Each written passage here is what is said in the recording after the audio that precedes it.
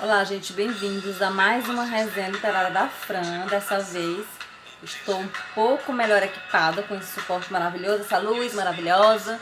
E vou trazer para vocês aqui, em abril, é muito conhecido nacionalmente no Brasil, sobre o Dia do Índio. E aí eu esqueci de fazer uma resenha com essa temática, porque estava na ordem das resenhas e terminou que essa ficou por último, né? Estamos aqui sendo também embalados aqui pela música do Caetano, o Índio. E dando aqui uma pausa na música, no finalzinho eu coloco pra vocês. Vou falar um pouco sobre essa obra. Essa obra eu conheci ela no SALIP, que é o Salão do Livro do Piauí, que acontece todos os anos, aqui em Teresina, Piauí, capital do estado, Nordeste, região Nordeste. Eu adquiri esse livro lá. Uma das coisas que me chamou a atenção nesse livro, que eu pudesse adquiri-lo, foi ler essa contracapa e um pouco da apresentação dele. Eu gosto muito do tema indianista, né? Já resenhei algumas obras sobre o tema indianista. É um tema que me atrai demais. Eu acredito que se todos os brasileiros lessem pelo menos 50% de obras desse cunho indianista, teria uma identidade mais fortalecida, né? Daria mais valor às riquezas que temos na nossa terra. Entenderíamos a nossa história, os nossos povos, o grito e o clamor que há 500 anos esses povos silenciosamente foram silenciados, e que se dessemos um pouco de voz, né, ao que traz a floresta, ao que traz o melhor do Brasil, estaremos numa situação, num patamar bem melhor em relação às questões mundiais, né? Bem, sobre o autor, ele é Antônio Torres, ele é jornalista, e essa obra justamente tem um cunho jornalista, não tem um cunho tão literário, mas ele, através de uma vasta pesquisa, ele foi em várias cidades, na Bahia, no Rio de Janeiro, através de bibliotecas muito antigas, atrás de documentos. Então ele fez uma pesquisa exaustiva, inclusive conversou com alguns povos indígenas de algumas áreas, né, que ainda conservam, do ponto de vista ainda, as suas raízes quase que intactas. Né? Quase, porque a gente sabe que houve uma devastação muito grande no Brasil, em termos de cultura, da língua, da flora, da fauna, da identidade mesmo do índio.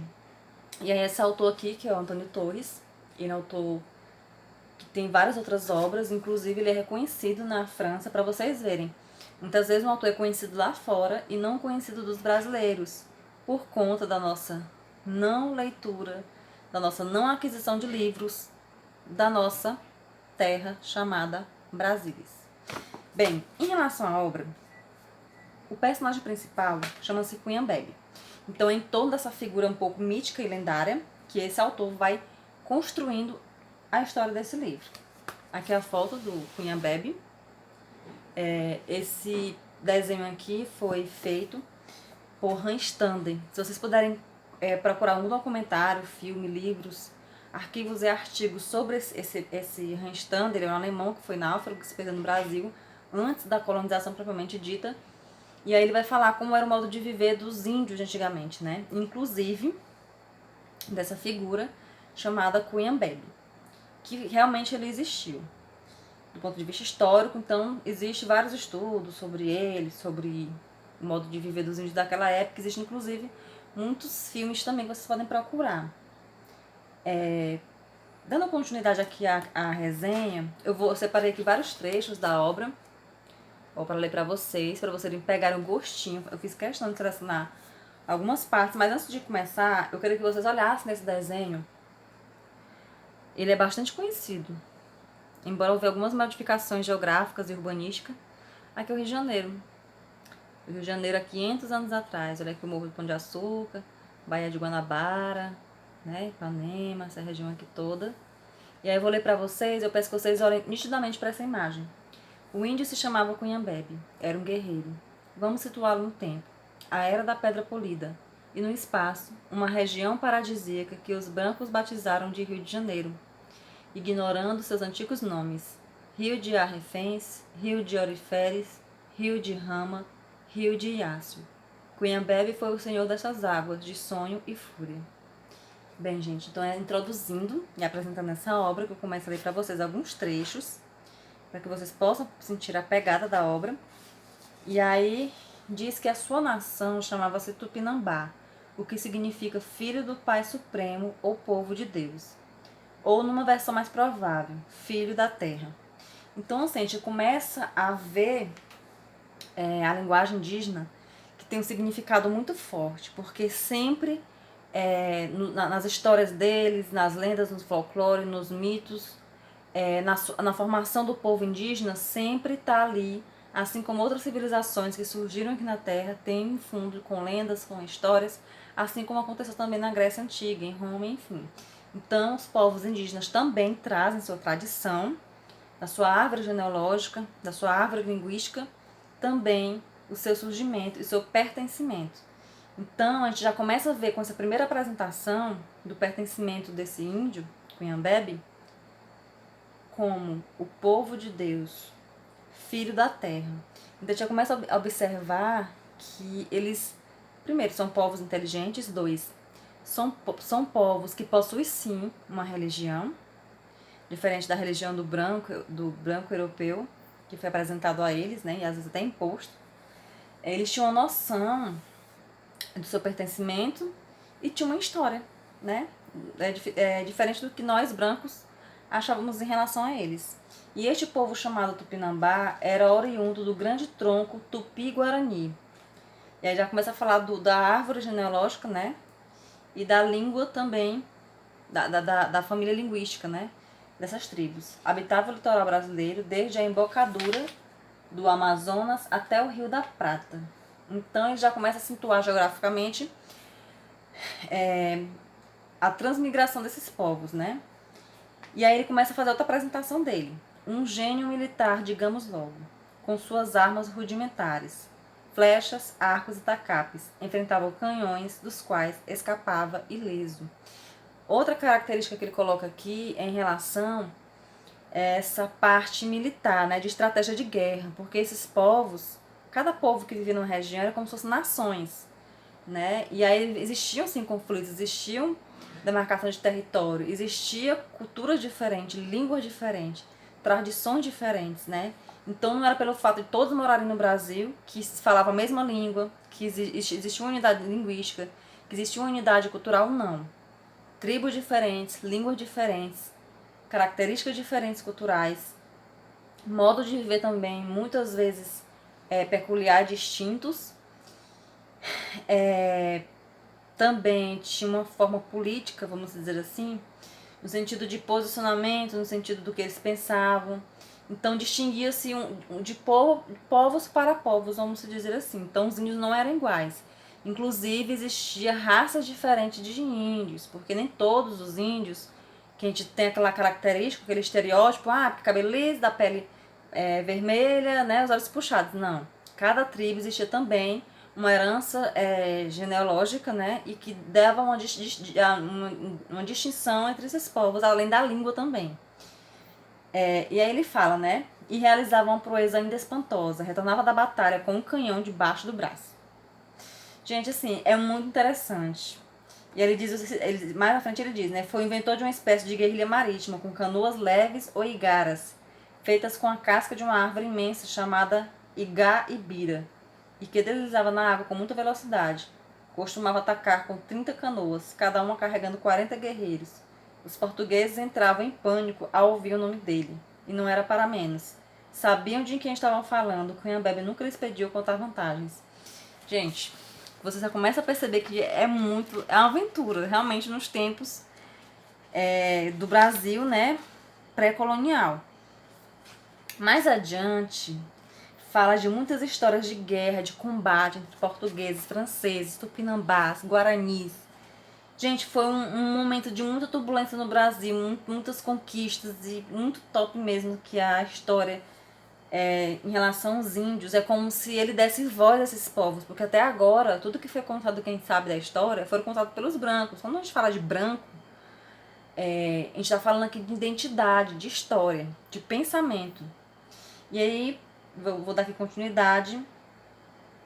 Ele diz o seguinte: quando chegava o grande dia, todos os vizinhos eram convidados e compareciam aos bandos, entrando na dança e caindo na farra. Aqui já começa a contar uma particularidade do modo de viver deles.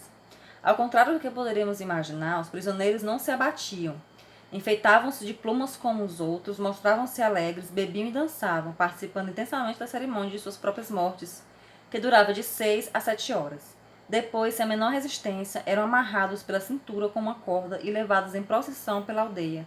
Em vez de deprimir-se, o condenado à morte tornava-se audacioso, jactando-se de suas proezas do passado. Então, assim, aqui é outro aspecto que começa a contar sobre a questão de uma diferença entre canibalismo, que é o ato de devorar uns aos outros, e esse ritual que ele registra nesse livro era um ritual comum em algumas tribos, em algumas tradições, não todas, só para deixar claro, em que quando acontecia uma guerra, quando existia algum aprisionamento, era feito um ritual, eles passavam 3 meses na tribo rival, eles eram alimentados, faziam celebrações, eles participavam da comemoração daquele ritual e no final o guerreiro era morto, né, por um deles, e era dividido os membros do corpo para a tribo. Então cada membro do corpo tinha um significado. Então na cabeça deles e para eles, para a cultura deles,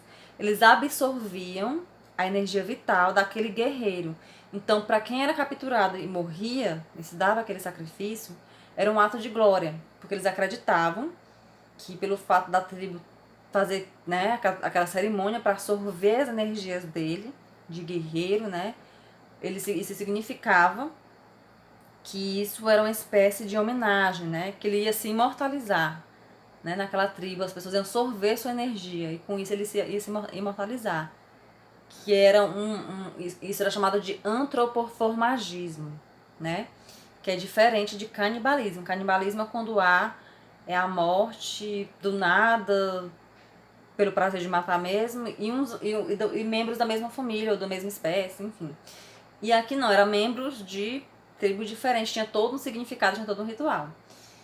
E aí, antes da morte propriamente dita, ele dizia o seguinte: também eu, valente que sou, já amarrei e matei muitos entre os maiores de vocês. Ele vociferava, ou seja, ele tinha prazer em dizer que também, pela vez dele, ele também já fez muito isso, né? Quando ele também, essa pessoa, no caso aqui, entrava em guerra com outras tribos, ele também já fez muito esses rituais e já absorveu muito a energia dos guerreiros, ou seja, comiam, né? E aí ele tinha prazer em falar isso, ou seja, ele queria demonstrar que tinha muita coragem e para ele aquilo ali era um feito heróico. À medida em que ele falava, olhando de um lado para o outro, ia se tornando cada vez mais altivo. Aí ele dizia na cara deles: comi teu pai, matei e moqueei teus irmãos. Comi tantos homens e mulheres, filhos de vocês tupinambás, que capturei na guerra, que nem posso dizer os seus nomes. E fiquem certos de que, para vingar minha morte, os da minha tribo hão de comer ainda tanto de vocês quanto possam agarrar. Gente, é uma coisa extraordinária. Não estou fazendo aqui apologia, pelo amor de Deus, a morte, ao crime, porque para a época, na lei deles, na cultura deles, aquele momento, essa era a maneira que eles tinham de convivência, né? Dessas tribos, não todas, que tinham esse tipo de comportamento, né? E é uma coisa interessante porque existia toda uma situação ética, né, para que eles fizessem aquilo. Diferente dos cristãos civilizados europeus que vinham, estupravam, massacravam, dizimavam, exploravam, matavam por nada, por terra, por posse, né? E de forma devastadora. Então, assim, a gente faz essas comparações assim, a gente vê que é complexo, mas é muito interessante. Então, assim, para finalizar, essa valentia demonstrada na hora do sacrifício estava no sangue indígena por natureza. Os vencedores contavam com isso. A carne dos vencidos tinha o sabor da coragem. Olha só o significado dessa representação, né, quando ele era capturado. Não era da rendição, né, ou da derrota, mas é o contrário. Era um ato de muita coragem, de extrema coragem. E aí dizia assim, que os brancos jamais poderiam aceitar tais práticas. Quando apanhados, fazem de tudo para não serem mortos e devorados. Aí a gente já começa a ver a diferença cultural. Enquanto os índios, quando eram capturados em guerra, eles demonstravam coragem diante da morte, diante do sacrifício, os brancos eram o contrário, tremiam apavorados. Então a gente vê a diferença aí, embora os brancos, sendo cristãos, tendo acesso à Bíblia e aos conhecimentos da imortalidade da alma, eles tremiam de medo diante da morte. Já os índios não, né? Eles se encorajavam diante dessa situação porque eles já foram desde criança preparados para aquilo. Um caso típico foi do alemão Hans Stander, que caiu na mão dos tupinambás. Aí, como eu falei para vocês no início, tem a história desse Hans Stander. Ele conta com detalhes, é um livro realmente que existiu, essa história foi verdade, ele registrou em livros. Ele conseguiu escapar do sacrifício e voltou para a Europa e escreveu essa história, e inclusive tem livros, filmes, é muito famosa pelo mundo. Inclusive, hoje em dia o povo pensa que a gente come gente. E não é bem assim. Então, assim, é possível que Cunhambebe tenha mandado liberar Randstad, ou feito vista grossa para sua fuga. Afinal, o alemão havia reconhecido as suas virtudes, viram guerrear e elogiar o seu desempenho militar, chamando-o de chefe supremo. Tais afagos deixaram um velho guerreiro de coração mole. Então, assim, uma das coisas que ele coloca aqui pro Cunhambebe é que ele era muito vaidoso, né? Muito viril, muito altivo. Então, os elogios que se teciam em torno à figura dele o deixavam muito envaidecido. Então, talvez por esse motivo, entre outros, que ele deixou o Randstad meio que escapar. Porque, pelo que ele contou aqui, jamais o Cunhambebe perdia uma guerra, perdia uma batalha. Vou avançar mais rapidamente aqui no livro, porque são muitos detalhes que ocorrem aqui na história do livro. E aí ele fala, aí no final ele vai trazer a realidade do índio para a atualidade, de guerreiro, herói e protagonista, ele passa a ser reduzido como uma figura esquecida e até mesmo um mendigo. Então a gente vê como a história foi devastada desses povos. E aí diz que aqui, não só os homens, isso é um relato inclusive de um índio que ele conheceu, em uma reserva indígena, que diz assim, não só os homens, as crianças e as mulheres não saem da aldeia. Não têm interesse em aprender. As mulheres não precisam trabalhar fora como empregadas dos brancos. A questão da terra, porém, é o item principal em sua pauta de reivindicações. Os índios são os primeiros daqui. Onde existe comunidade indígena, tem que ter área demarcada para não haver problemas de invasão. Nessa parte, o governo tem sempre que dar garantia. E mais adiante, define a segunda categoria como da alma da pessoa que não está satisfeita com este mundo, o que leva à tristeza e depressão. Embutida nessa preocupação está o alcoolismo. Quando o índio vai à cidade e volta bêbado, toda a aldeia adoece espiritualmente, dando muito trabalho ao pajé.